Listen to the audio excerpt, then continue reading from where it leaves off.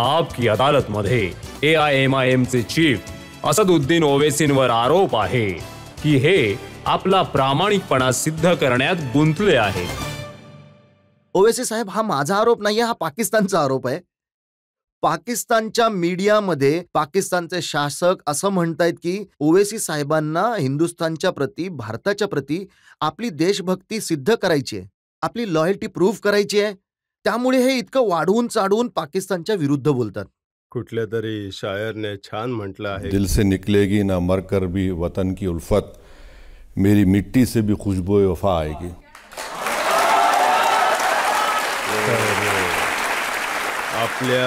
आपल्या ज्येष्ठांनी स्वातंत्र्यानंतर हा निर्णय घेतला की आम्ही 2 नेशन थिअरी मानत नाही, आणि त्यानंतर आपला संबंधच नाही राहिला पाकिस्तानशी. आपला शेजारी देश तो नक्की आहे, आणि मी असं मानतो की पाकिस्तान एक फेल्ड स्टेट आहे आणि कायमच राहील.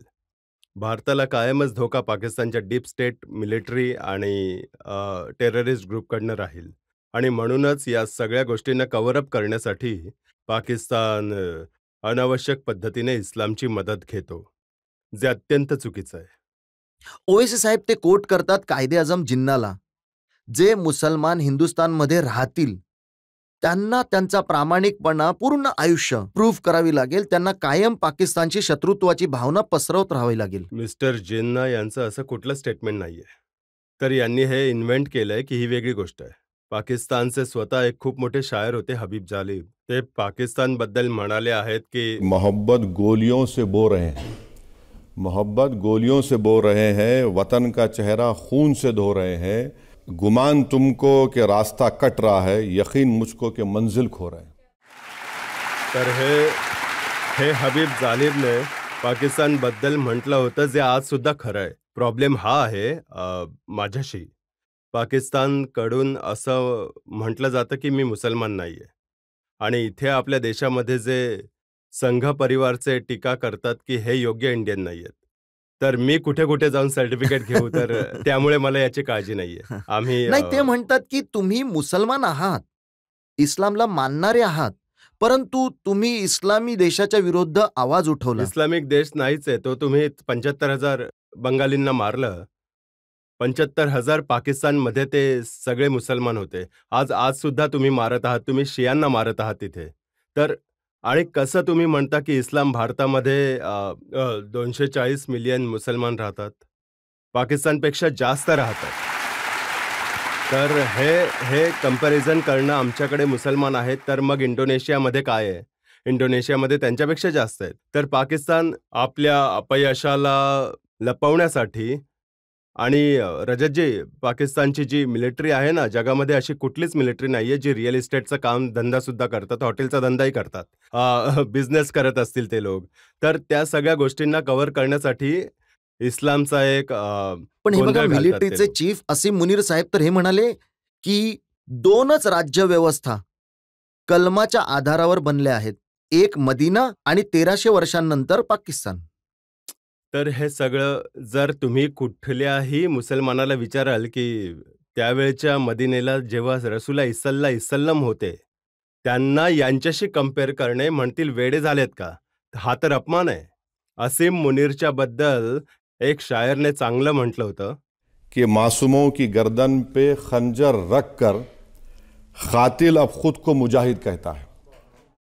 तर हे असीम मुनीर आहे, ज्याने त्यांचं स्पीच जे 15 एप्रिलला झालंय, त्याच्यानंतर तर 22 तारखेपर्यंत पहलगामची ती दुःखद त्याच्याच घटना, नंतर कलमा वाचायला सांगितलं, त्याच्याच नंतर धर्म विचारून गोळी मारली. हे तर अतिशय ही इस्लामची शिकवण कुठे आहे की तुम्ही कुणी धर्म नाव विचारून तुम्ही लोकांना गोळी मारत आहात, फॅमिलीजना वेगळं करत आहात, आणि डोक्यात गोळी मारत आहात, त्याचे रेकॉर्डिंग करत आहात. तर हे तर आपल्या सगळ्या अपयशांना आणि आपल्या सुप्रीमसीला कायम ठेवण्यासाठी, आणि या लोकांचं एकच ध्येय आहे. मी आज सुद्धा म्हणत आहे, हे भारताला शांत राहू देणार नाही. हे त्यांचं ध्येय डिस्टॅबिलाइज करणं आहे, इथे आणखी डिफरन्सेस निर्माण करणं आहे सोसायटीमध्ये. म्हणूनच त्यांचा तोच खरा अजेंडा तोच आहे. बघा, त्यांचे जे DG RSP आहेत ते म्हणतात की आमचे जे आर्मी चीफ आहेत ते आम्हाला सांगतात आमच्या सैन्याचा मोटो आहे जिहाद. हम अमन चाहते हैं मगर जुल्म के खिलाफ। गर जंग लाजमी है तो फिर जंग सही। की तुम्ही जर हे अशा प्रकारे निरर्थक बोलत राहाल तर मग याचं उत्तर तर मग योग्य प्रकारे द्यावंच लागेल. तर ते यांचं बोलणं काही खरं बोलूच शकत नाहीत हे लोक. प्रत्येक जागी जातात. आत्ताच यांना सौदी अरेबियाकडून $2 मिलियन लोन सँक्शन झालं. 2024 मध्ये 14 मिलियनची त्यांनी मागणी केली. कदाचित ती सुद्धा पूर्ण होईल. IMF कडून लोन, वर्ल्ड बँक कडून लोन, एशियन डेव्हलपमेंट बँकेकडून लोन. जर तुम्ही खरंच इस्लामबद्दल बोलत आहात तर तुमची इकॉनॉमिक इतकी ढासळलेली का आहे? संपूर्ण जगामध्ये 2 देशांमध्ये एका प्रकारचा पोलिओ होतो, पाकिस्तान, अफगाणिस्तानमध्ये. तुम्ही त्याला पोलिओ संपवत नाही आहात, परंतु तुमच्या मिलिटरीचा एक्सपेंडिचर जीडीपीचा 2.92 आहे, भारताचा 1.72 आहे. तर यावर यांचं लक्ष नाहीये. यांचं पाकिस्तानच्या गरीब जनतेची गरिबी संपवणं, तिथे फायदा करून देणं नाही. त्यांचं केवळ एकच ध्येय आहे की आपल्या सुप्रीमसीला, वेस्टर्न इंटरेस्टला कायम ठेवण्यासाठी भारताला कायम टार्गेट करत राहावं. त्यांचा दावा आहे की त्यांचा फोकस इस्लामवर आहे, त्यांचा फोकस मुसलमानांवर आहे. म्हणूनच त्यांनी जे ऑपरेशन केलं हिंदुस्थानच्या विरोधात, त्यांचं नाव सुद्धा त्यांनी कुराणच्या आयतच्या नावावर ठेवलं. बुनियान अल मरसूस त्यांनी नाव ठेवलं. कुराणची एक आयत आहे की एका मजबूत अशा भिंतीसारखे बना. परंतु इतके खोटारडे आहेत की त्याच्या आधी कुराणमध्ये अल्लाह असं म्हणत आहे की तुम्ही खरी गोष्ट का सांगत नाही? खरी गोष्ट सांगा. खरी गोष्ट तर सांगितलीच नाही. ज्या कुराणच्या आयतचा सुराचा उल्लेख करत आहेत ते तर त्याच्या आधीच विसरले त्या गोष्टीला. तर जे मूळ उद्दिष्ट आहे, संदेश आहे इस्लामचा, सत्याचा, तुम्ही ते न सांगता बनियान अल मुर्सिसचं तुम्ही नाव घेता. याचं आणि कसं नाव घेत आहात तुम्ही कुठल्या तरी पहलगाममध्ये या प्रकारची गोष्ट करून इस्लामला टेररिझम बरोबर कसं जोडत आहात? तुम्ही जोडूच नाही शकत. आणि तुम्ही ते करत आहात. तुमच्या सगळ्या देशामध्ये सगळ्यात जास्त टेरर ग्रुप्स आहेत, सँक्शन्ड ग्रुप्स आहेत. ओसामा बिन लादेन तिथे सापडला होता.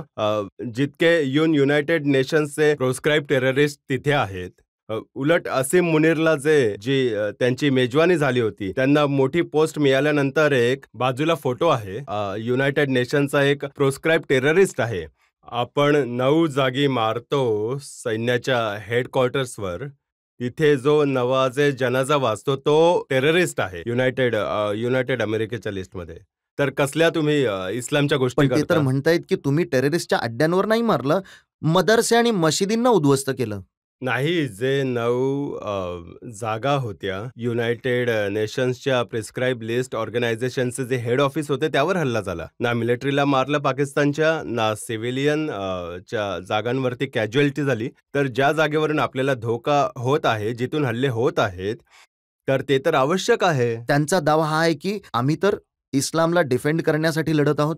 आणि आता तर त्यांचे प्राईम मिनिस्टर म्हणत होते की खरं तर त्यांचे 10 प्लेन मारू शकलो असतो, हिंदुस्थानचे आम्ही 5च मारलेत. बघा, आणखीन एक स्टेटमेंट आहे त्यांच्या प्राईम मिनिस्टरचं की मी स्विमिंग करत होतो, मी स्विमिंग ट्रंकमध्ये होतो आणि आम्ही लोक मला माझा फोन वाजला.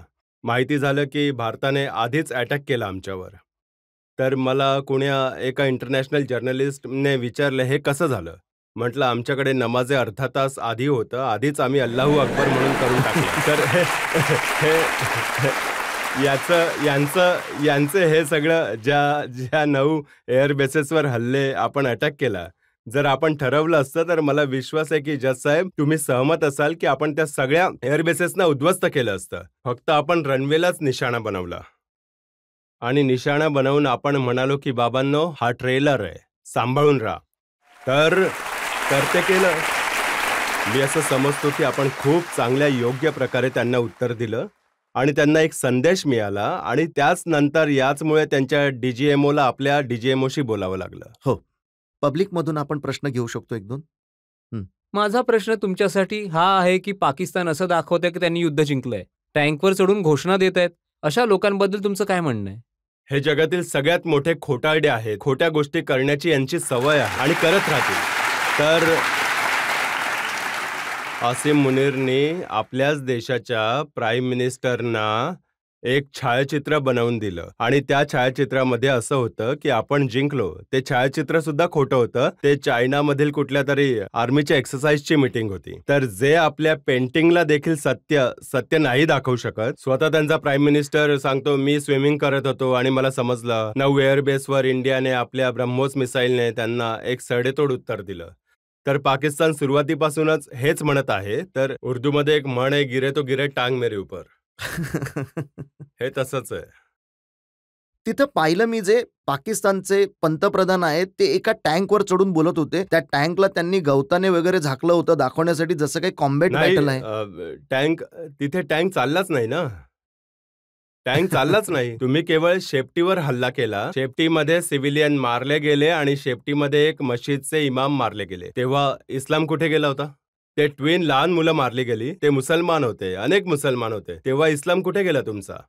तर ही तर केवळ ड्रामेबाजी आहे आणि आपल्या जनतेला दाखवण्यासाठी. हे कधीच कुठलंच युद्ध जिंकले नाहीयेत हे लोक, ना कधी भविष्यात जिंकतील इन्शाअल्लाह ताला.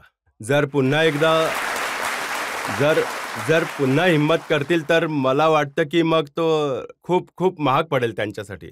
आणि मला तर असं वाटतं की ऑपरेशन सिंदूर त्यावेळेपर्यंत संपलं नाही पाहिजे जोपर्यंत ते 4 आतंकवादी आपल्याला सापडणार नाहीत ज्यांनी 26 लोकांना मारलं. सर, पाकिस्तानमध्ये आज देखील मीडिया आणि मदरस्यांचा सहारा घेऊन लोकांची दिशाभूल केली जात आहे. तुम्हाला असं नाही वाटत का धोका अजून टळला नाहीये? नक्कीच, मी ॲग्री करतो तुमच्याशी. धोका अजून टळणार नाहीये. हो, कायमच राहील तो जोपर्यंत पाकिस्तानची आर्मी त्या देशाला कंट्रोल करत राहील. जेव्हा ते कंट्रोल करतील तेव्हा भारताच्या विरुद्ध टेररिस्ट ग्रुप्सना सपोर्ट करत आले आहेत.